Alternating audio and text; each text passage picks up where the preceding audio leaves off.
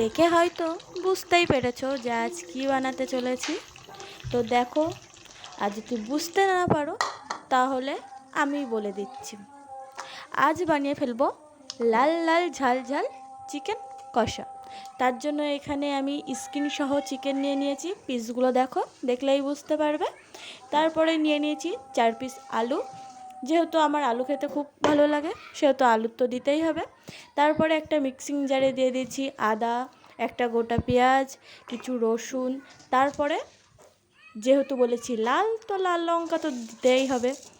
লাল লঙ্কা দেওয়ার পরে দিয়ে দিলাম পরিমাণ মতো জিরা, জিরেটা দিয়ে দিয়েছি। দেওয়ার পরে এখানে দিয়ে দেবো সামান্য পরিমাণে জল, জলটা দেওয়ার পরে মিক্সারে ব্লেন্ড করে নেব।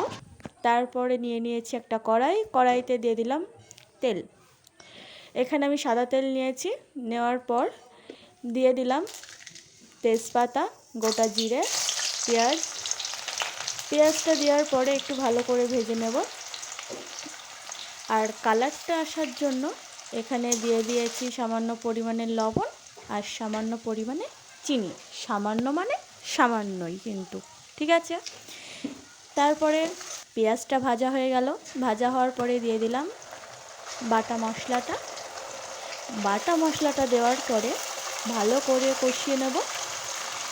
তারপরে দিয়ে দিচ্ছি পরিমাণ মতো লবণ আর হলুদ। হলুদটা দেওয়ার পরে আবারও একটু নাড়িয়ে চাড়িয়ে নিচ্ছে। নেওয়ার পরে দেখবে কালারটা খুব দারুণ আসবে। মশলা থেকে তেল ছাড়তে শুরু করলে তারপরে দিয়ে দেব কেটে রাখা মাংসগুলো। তারপর দিয়ে দেব আলু। আমি এখানে কাঁচা আলুই ব্যবহার করেছি, তোমরা যদি চাও তাহলে তোমরা আলুগুলোকে ভেজেও নিতে পারো।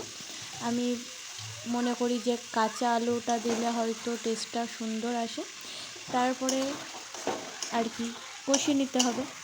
কষানোর পর দেখবে তেল ছাড়তে শুরু করবে।